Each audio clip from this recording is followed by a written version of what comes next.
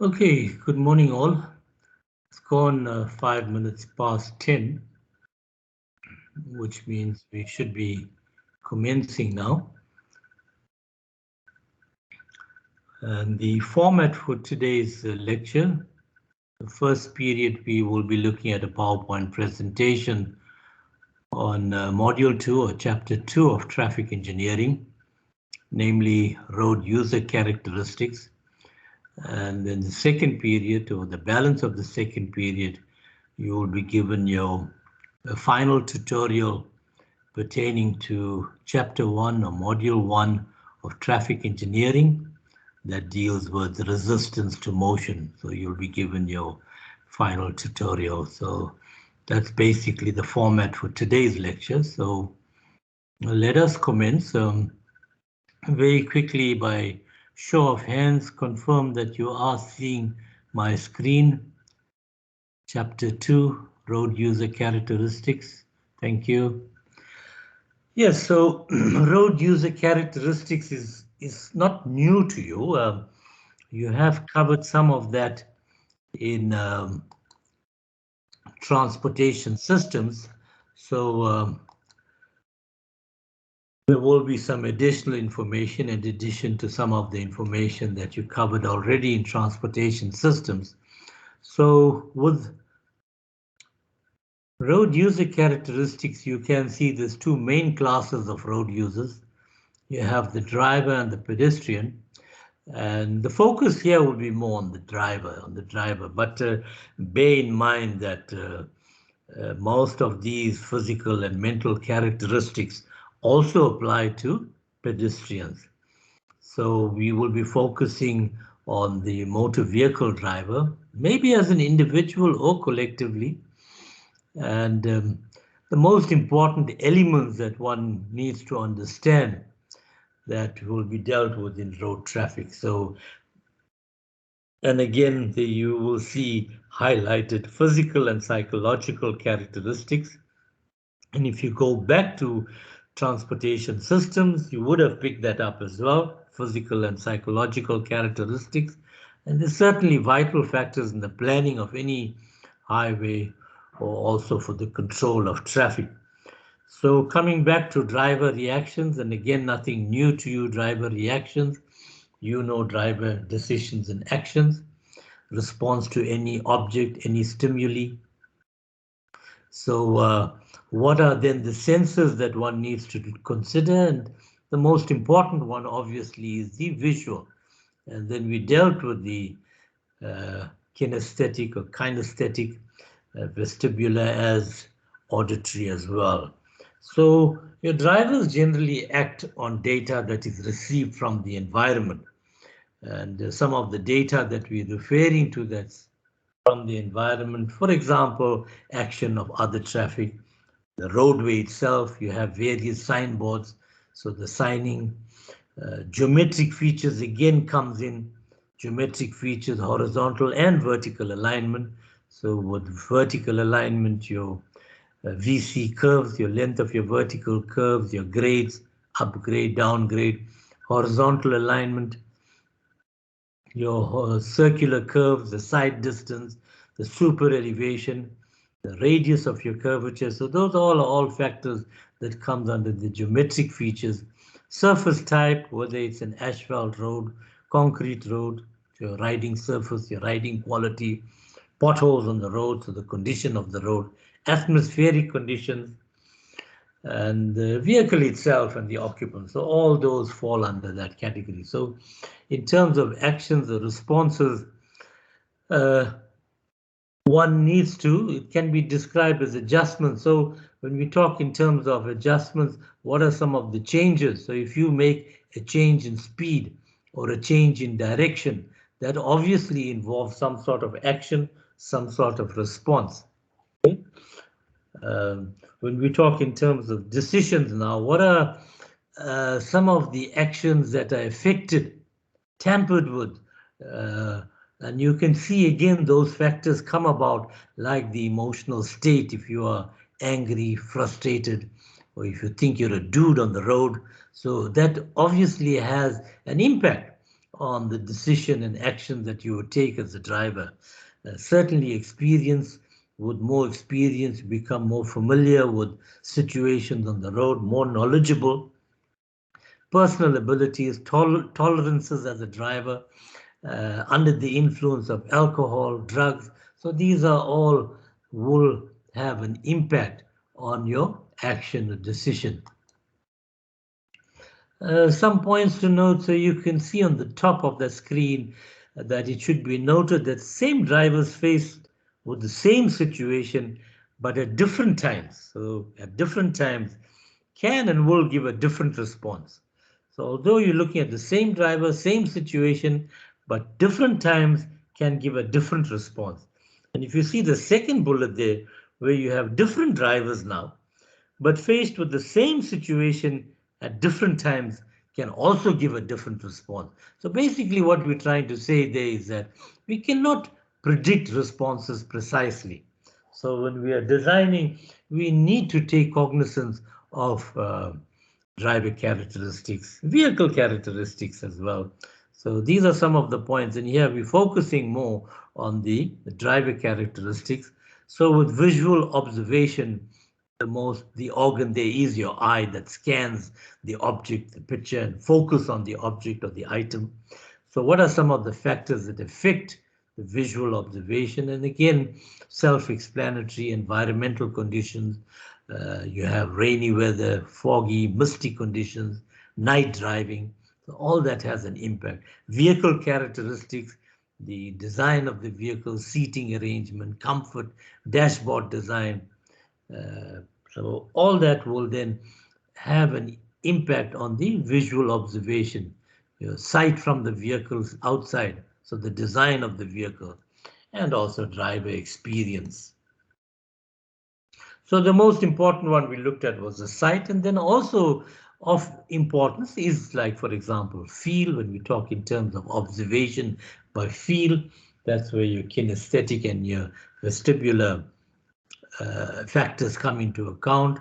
With kinesthetic, you can see the main organ there is pertaining to your muscles, the proprioceptors of your muscle, which we commonly refer to as the strain gauge. So picture yourself driving a vehicle, your hands on the steering wheel. That steering resistance, that feel that you get, basically relates to the strain gauge in your muscles. Okay? And when you're going up a hill or down a hill, then that falls under the vestibular, where your organ is the canals in your ears. Okay, so the inertia change going up a hill or down a hill. So drivers receive various amount of information, and okay, I'm trying to admit a few more, but I will have to make a stop soon because it does affect the lecture. So you can see some information there relating to the mechanical functioning of a vehicle, and that's where you can see the steering effect, braking effect, and vibration and so forth. Those are all information that the driver receives. So for example, if a driver applies the brakes and the vehicle is still moving, that's telling you something, isn't it? If you're getting very intense vibration, so these fall under mechanical conditions, and they certainly provide valuable information to the driver. So we looked at the other two, now moving on to observations by hearing. And whilst it may not be as important as the others that we spoke about, but certainly information obtained from hearing does have an impact with regard to safety and vehicle operations, the main organ there being your eardrums. So if you are traveling on a road and you hear, for example, the sound of a hooter from another vehicle, or engine soil, tire squeaking, or maybe water on the road, all that you will react to, okay, in terms of safety. So engine noise, braking, tire squeaking. So in any highway engineering, we can communicate to the driver and communicate to the driver in different media, and you can see three reflected there. For example, the most common one being sight, feel, and the one we have just looked at now, which was sound, okay, in terms of hearing. The other factor that we must take into account is the mind itself, the cognitive skills, the human brain. Generally, it's a single processing unit or channel. So in other words, if you present too many options to this single processing unit or channel, then the driver could make a bad decision or errors could creep into the decision or reaction. So these are points that one should consider, the data that is presented to a driver, and therefore in traffic engineering you'll find that in design one has to be very careful that you don't present too much of data to a driver where it becomes very difficult for a driver to sift out, and therefore errors can creep in and a wrong decision can be made. Okay, reaction time again is nothing new to you. In practice, you know reaction time, responding to various stimuli and unexpected object on the road. So it applies to stopping sight distance. It could also apply to passing sight distance. So when you see an unexpected object on the road, you apply your brakes, the brake perception reaction time. The same is applicable with passing a slower moving vehicle, and this you would have covered in 2A. So you are traveling behind a slower moving vehicle and you decide whether it's safe for you to overtake or not. The judgment factor comes into play. So the question you ask yourself, to overtake or not to overtake, that is the question. And if you were doing Shakespeare's Hamlet, you would have said to be or not to be. That is the question. If you did Hamlet, Shakespeare, tragic, so falls under the tragic category, plays, then you would know what I'm referring to. So, and if you decide that yes, it is safe to overtake, or you are going to take your chances overtaking, then you overtake the slower vehicle, get back onto your side of the road safely. And whilst you were carrying out the overtaking maneuver, the vehicle in the opposite direction, oncoming vehicle, traveled at some distance d4. The d1 is simply a decision distance to overtake or not to overtake. And while you're deciding whether it's safe to overtake or not to overtake, you've covered that distance d1. d2 is the actual distance you would have covered overtaking the slower vehicle and getting back to your side of the road safely. That's the d2 distance. And whilst you're carrying out the overtaking maneuver, the vehicle in the oncoming direction traveled distance d4. And remember, it's based on design speed, so it does incorporate a high factor of safety. And so once you've got back onto your side of the lane safely, the distance then between you and the oncoming vehicle is what we refer to as the safety dimension, D3. That is a very critical distance, D3. If the D3 distance was 0, then that obviously means there's a collision situation. Two vehicles trying to occupy the same space, same instant in time. That's when you have a collision. So that falls under more the passing sight distance, and I'm sure you have done calculations pertaining to passing sight distance. So your safe passing sight distance then is the summation of those four distances that I've just mentioned, D1, D2, D3, D4. And they are formulas pertaining to those four distances. So the brake perception reaction distance, if you may recall, I did give you a brief explanation on this. You have a perception and a reaction distance. Perception distance where you, for example, perceive an unexpected object on the carriageway, you realize braking action is required, and then you react. You react by applying your brake. That then falls under the braking distance. So you have a perception reaction distance and a braking distance. The summation of that gives you your design stopping sight distance or your safe stopping sight distance. You all know the generic formula for that, and you also know the formula using the brake force coefficient.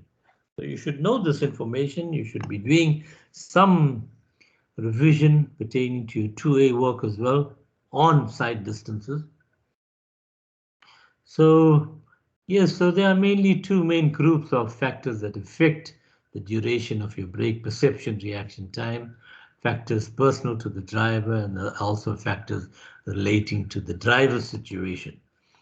So this is what I was talking about a short while ago, the judgment, and you can see also the mention of gap acceptance here. So a vehicle that wants to overtake a slow moving vehicle, vehicle A, getting back onto his or her side of the road, oncoming vehicle would have covered that distance D4. It seems very close, but that D3 distance between you and the oncoming vehicle is the safety distance that I was referring to. Okay. So, and then you did a simple line diagram on stopping side distance. You would have covered that at 2A. Okay, so with vision, then going a little bit more in depth with regard to vision, you can see how important it is, knowledge of general characteristics of human vision, design effective positioning of traffic signs. So you can see how the vision helps in the design of, for example, signage, positioning of signs, how far away the sign should be, a road sign or a road direction sign, for a motorist to be able to read that sign. So getting from a distance or point A to B, from point A to B, the motorist should be, the driver should be complete in reading the sign, whether it's four words or 5 words on that sign, direction sign, and how high above from the eye of the driver should the sign be placed.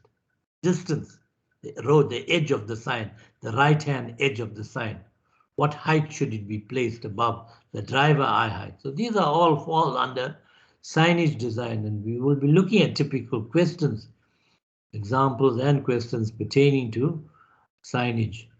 The same applies to traffic signals, signalized intersections. So vision is quite important. The field of vision, one has to consider night vision, and as you can see, the characteristics pertaining to sign design. Field of vision generally ranges in the horizontal plane up to 180 degrees, and on the vertical plane 120 degrees. So that basically falls under your normal field of vision. So if you had to look at the sketch, you can see the sketch on your notes there. So the best vision obviously will be horizontal, will be that 120 degrees where both eyes, binocular vision, and then if you have to bring it right down to 180 degrees, a straight horizontal line, more your monocular, so you can see from there. One should be also be able to see, and we normally refer to that when we come down to 180-degree vision as the peripheral vision limit.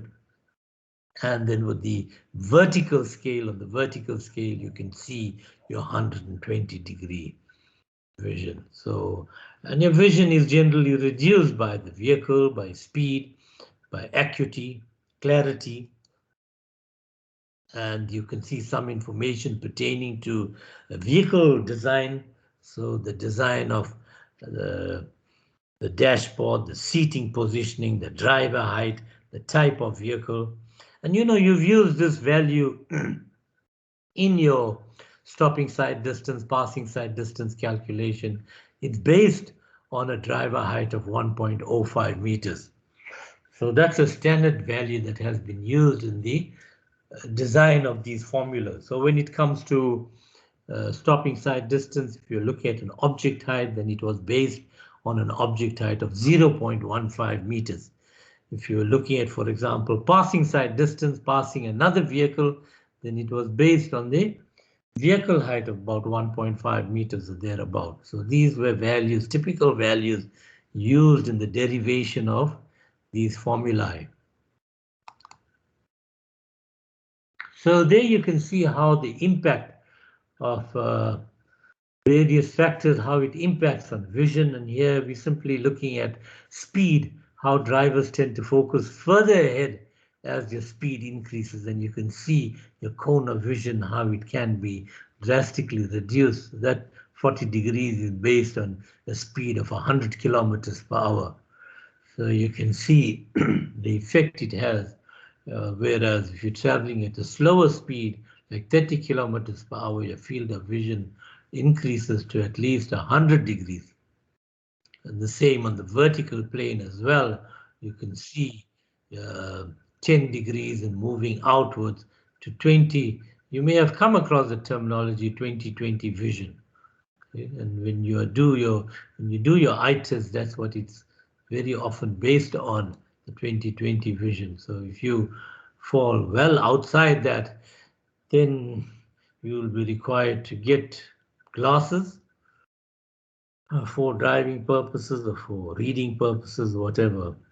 So some information on that. Night vision also quite important. Night vision does have an impact on reducing any driver's performance.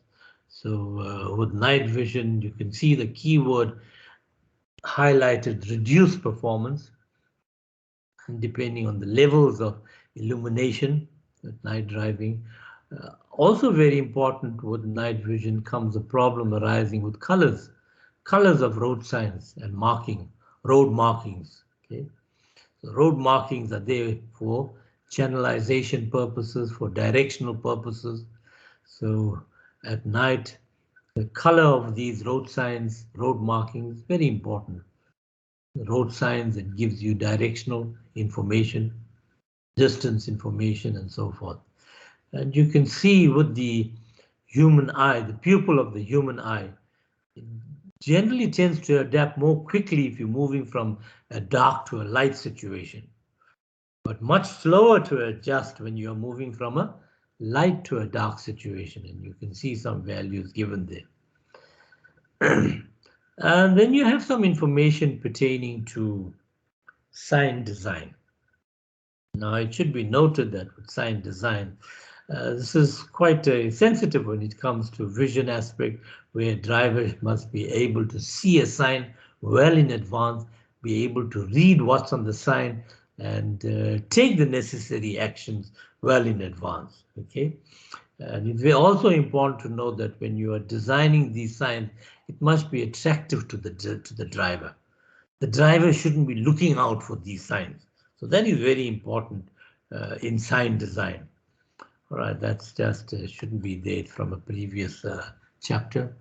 So you can see some information given here then pertaining to sign design. So a simple sketch given there. There you have the sign positioned X meters above edge of the road. Okay, there you have a vehicle approaching the sign. So if one looks at this diagram, the driver traveling from A to B should be able, when the driver reaches point B, the driver should be able to read and comprehend what's on that sign. Okay, and at B, if you look at B, you will see that that angle that we're looking at to the bottom of the sign should not be more than 10 degrees. So for design purposes, that's the angle theta that we use, 10 degrees for designing of signs. So you can see from there at position B, as mentioned there, you should have finished reading the sign, okay, whilst traveling from A to B. So some information pertaining to sign design. How do we estimate the time required to read the sign? So the time required to read the sign is simply a function of the number of words on your signboard. Okay? And if we had to express that empirically, then the time t is given by the formula 0.31 n plus 1.94 seconds, where n in that formula is the number of words on the signboard. So for example, if you had 4 words on that sign, then n is equal to 4. Okay?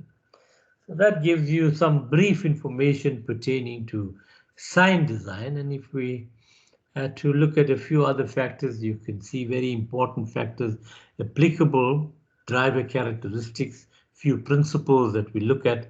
And if I look at the first principle there, you can see that the response time, the action, depends upon the sense stimulated, Talk in terms of the sense stimulated, whether it's touch, whether it's vision, whether it's sound. And you can see from there, touch is certainly the greatest, the quickest in terms of time, response time, even quicker than sight, touch and hearing. So if you look at the values, you can see touch, hearing, sight, and then as we move down to equilibrium, having the highest response time. So a few other principles like principle 2, which deals with your muscle group or your body segments. And again, from there, you can see the quickest are your finer body members.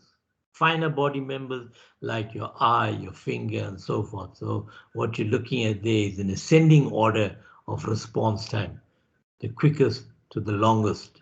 Okay?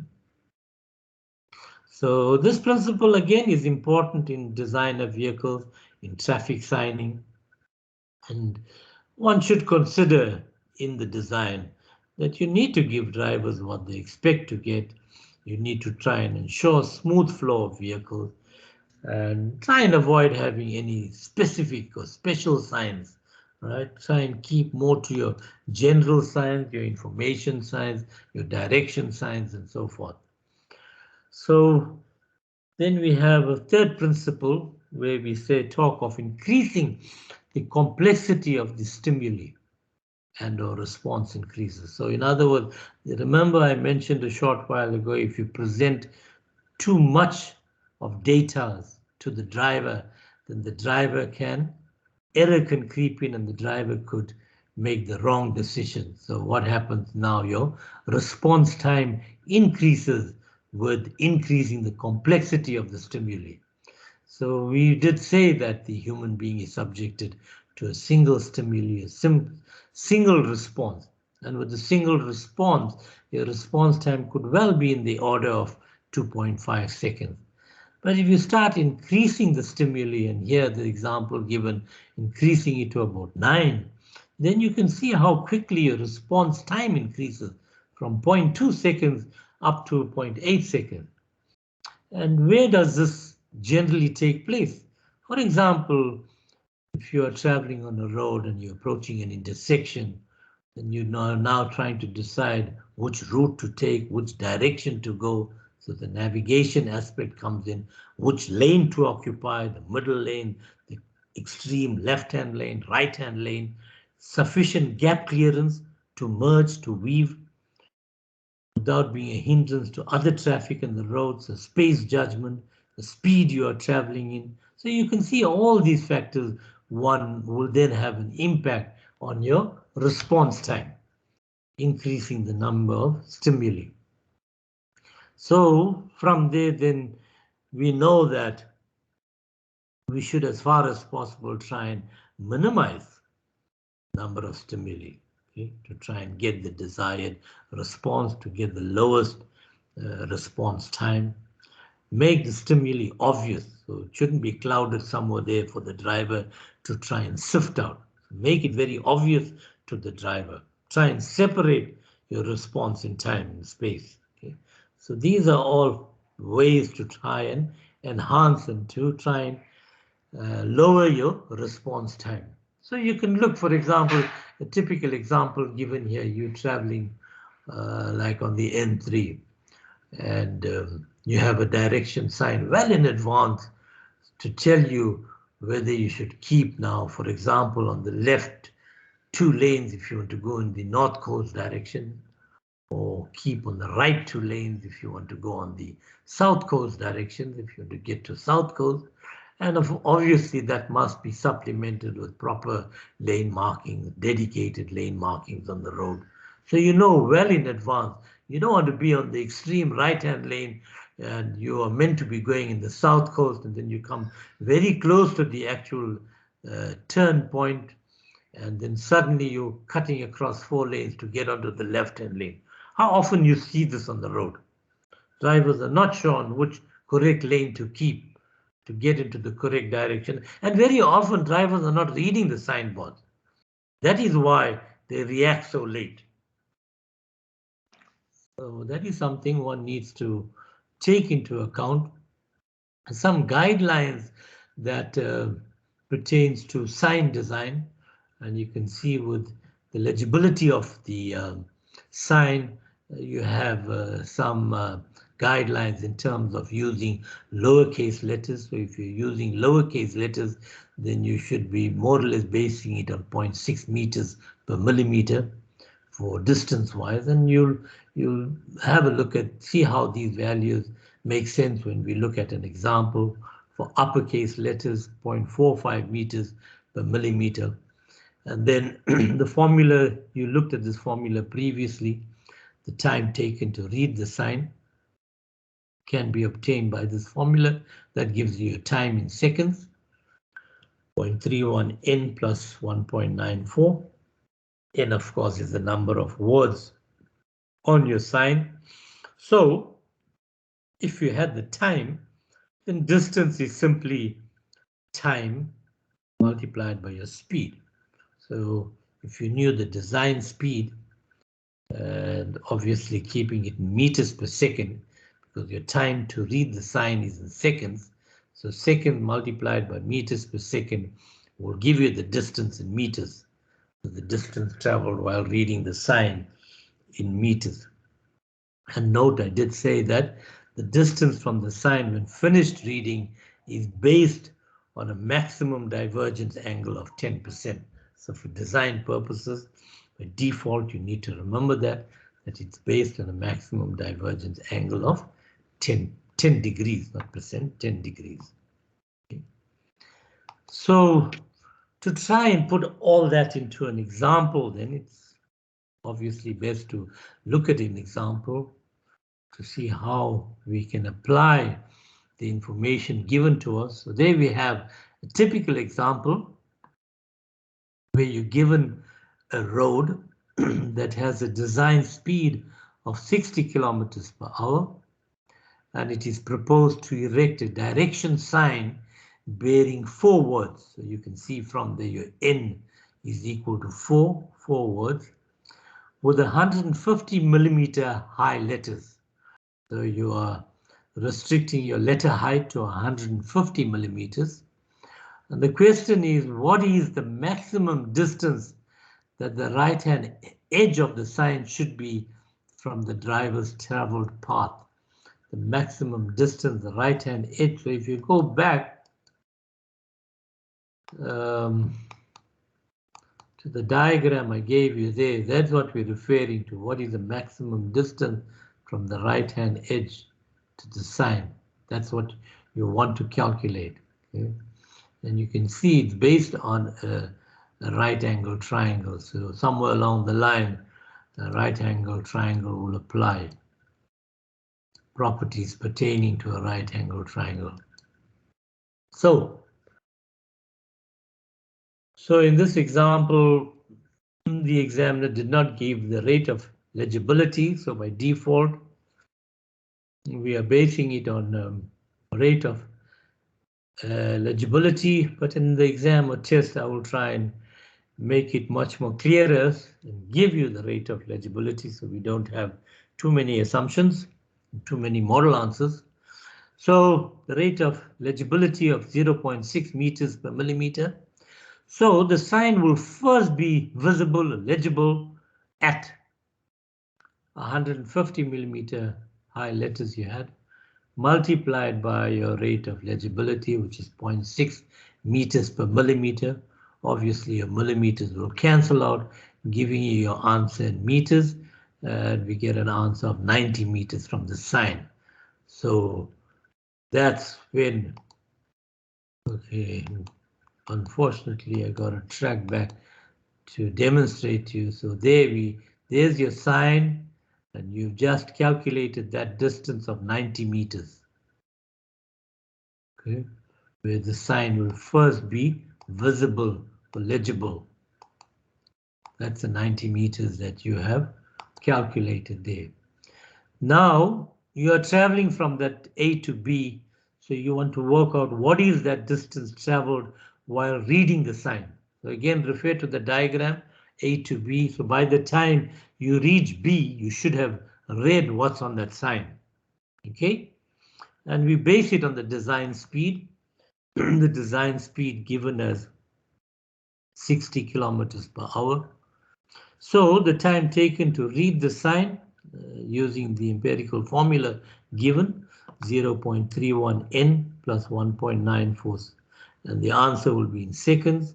So don't forget, multiplied by your speed, that will give you a time in seconds. Multiplied by your speed, and your speed must be in meters per second. I'm highlighting these points because these are common errors in the test and the final exam. Your speed was 60 kilometers per hour in meters per second. There's the conversion, 60 divided by 3,6. That will give you a speed in meters per second. Applying that formula will give you your time in seconds. N is your number of words, 4. Question gave you bearing 4 words. The sign bearing 4 words. That's how we arrived at that 4. And we can see from there then that the distance traveled while reading the sign is 53 meters. I'm going to very quickly backtrack and go to the diagram again, just so that you know what value you've calculated. So you've calculated that value first, which was what, 90 some odd meters. Now you calculated that value A to B, which was 53 some odd meters. So obviously the difference will give you that value. So you have that value, the difference will give you that value. You have the maximum convergence angle, which is 10 degrees. So you all know similar triangle, one horizontal distance known, convergence angle known, y distance can be found. So very simple, straightforward. So going back then to the question.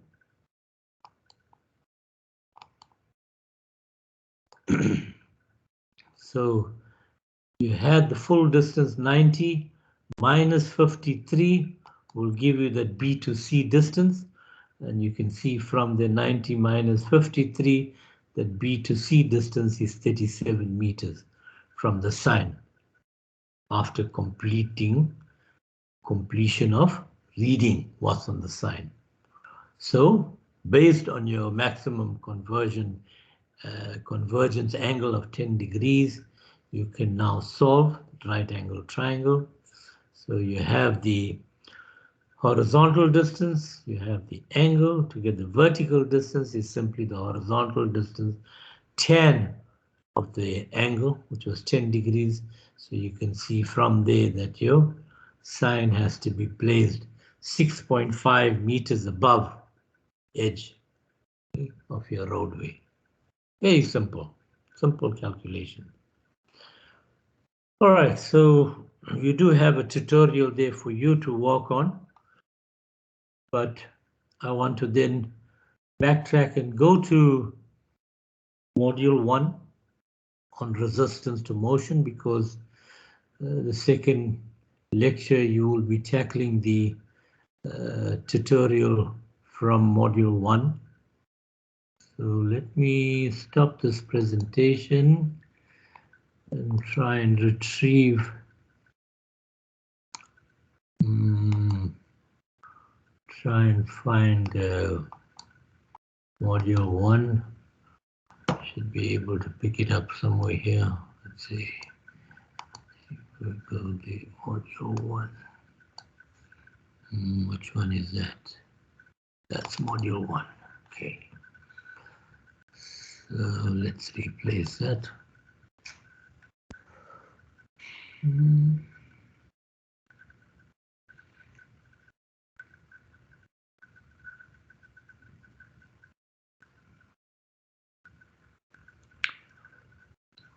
Okay, we should still be on full screen. We are on full screen. Okay. Okay,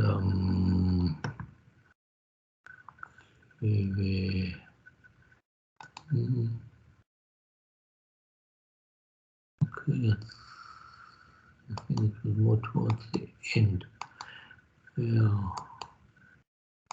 So let's just try and get to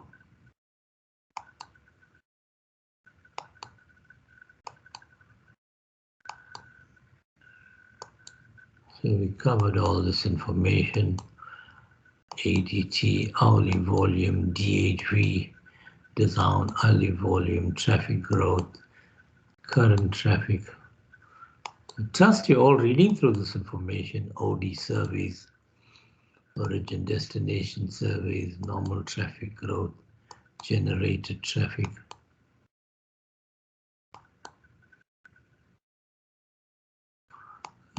Growth tables, how to determine growth based on the growth factor, traffic composition. Yeah, then we looked at an EVU tutorial as well. Yeah, and then we moved on to resistance to motion, and we looked at the different resistance to motion, your rolling resistance, air resistance, grade resistance, and your total resistance, and a summation of your rolling resistance, air resistance, and grade resistance.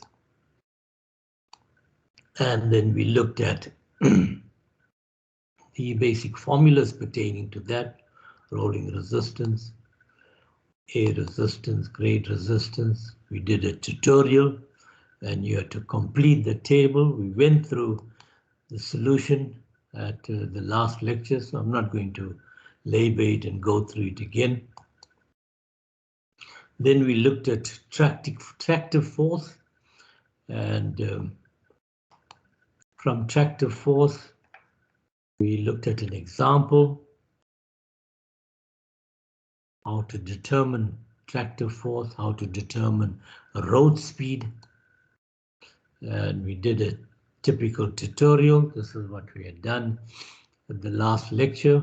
Very interesting tutorial, where the vehicle can attain road speed, maximum power in fourth gear on a level road, and then on a grade where you're given the speed limit.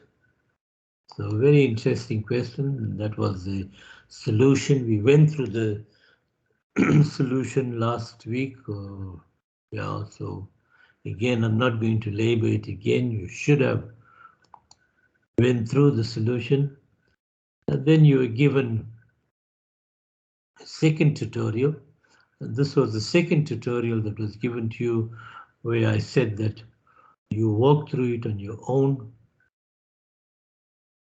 before comparing with the answers. So I trust that you worked through the tutorial on your own and then looked at the answers and did come up with the expected answers. I'm just going to spend 5 minutes in on this tutorial that was given to you last week. So you're given the revs per second, you're given the torque, and you were given at 100 revs per second, which is 600 revs per minute. You were given the torque of 189, and that's where maximum power was developed, 110 kilowatts maximum power. You were given the gearing ratio, so from first gear to fourth gear. You were given the efficiency, 85%, but in the formula, note as a ratio, 0.85. You were given the mass of the vehicle. You were given the drag coefficient, CD, 0.36. You were given the frontal area of the vehicle, square meters, 2.6.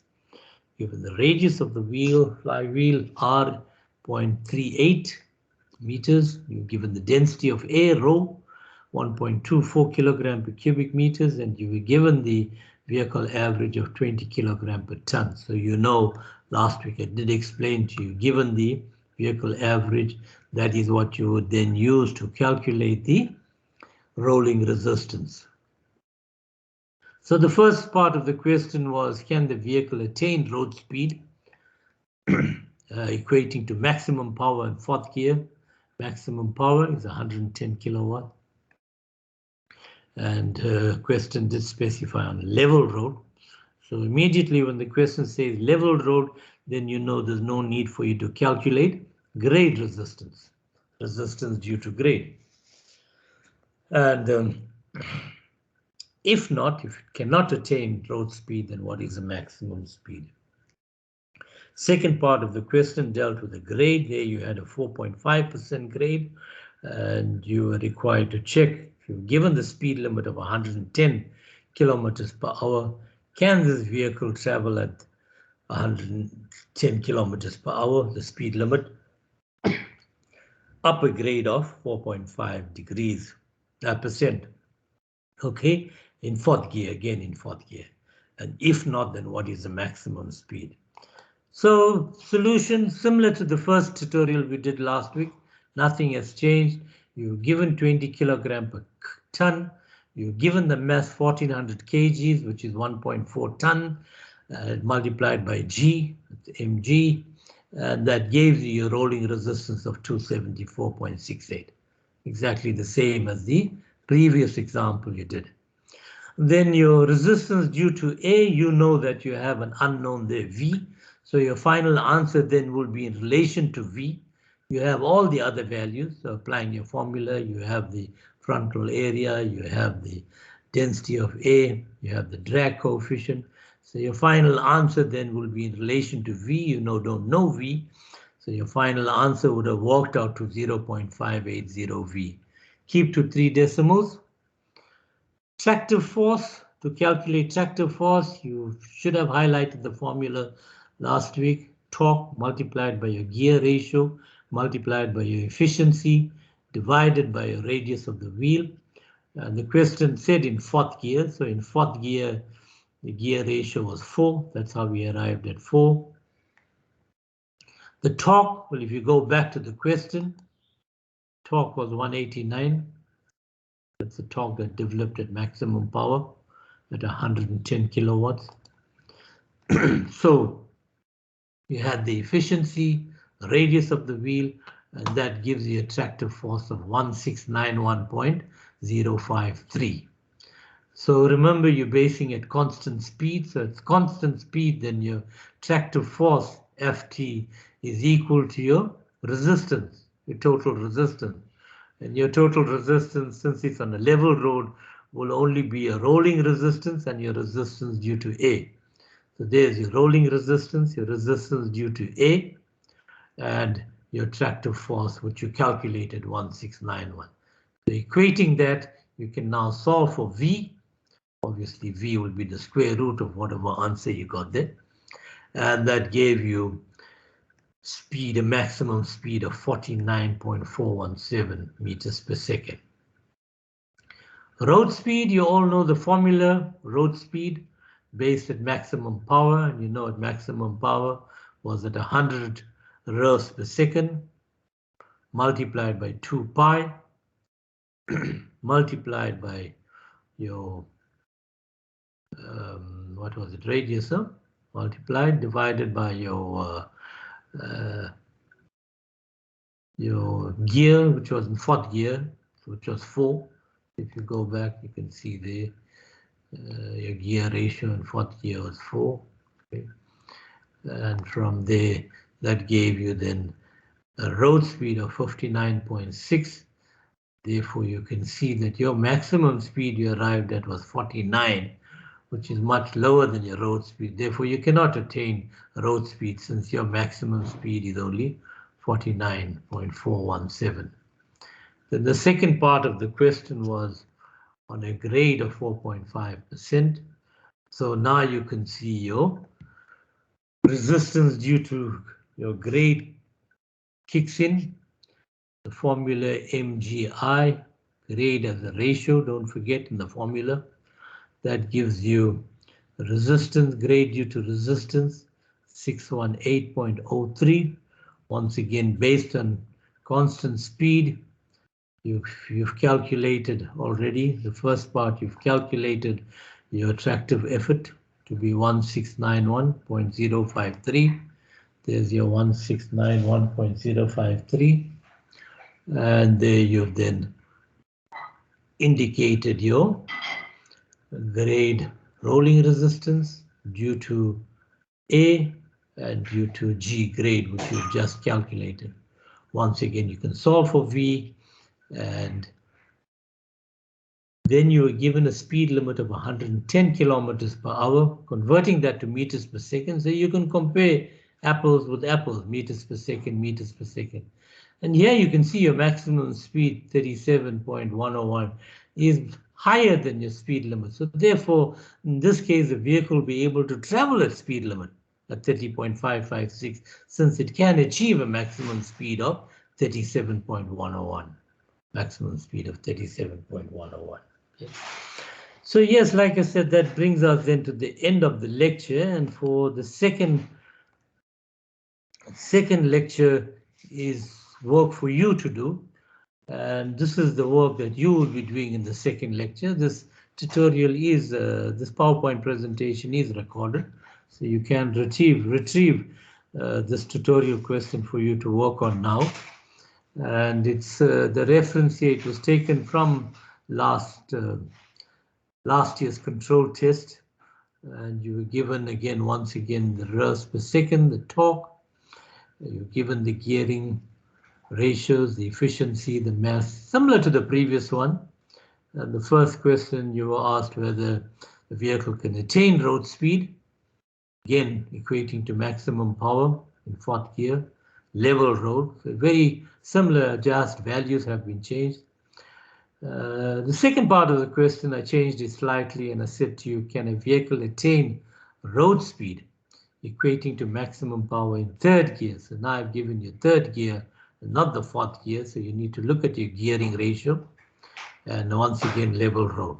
A slight change in the second part of the question, but this is now for you to work on the second period, or the balance of the second period. We're already gone into the second period, so you're going to utilize the second period then to work on this question. And when we meet on Thursday, we will check the answers. Again, I'm saying to you, please don't refer to the answers. Work through the question out on your own first. Work through it on your own and then check the answers out. We will kick off from here when we meet on Thursday. Okay, any burning issues, like I said, you can drop me an email. I know for security reasons, we had to adapt these security measures, but you can see it has given us some peace in the lecturing, in the presentation of the lectures. So unfortunately, we have to make some sacrifices, some measure. Why is Robert coming back in now? He was in already, must have bombed out. Okay, so yes, so please utilize this, the balance of this lecture to work on this tutorial. And again, I'm saying to you, please do not refer to the answers. Work through it on your own first, then check the answers. Okay, I'm stopping the recording then.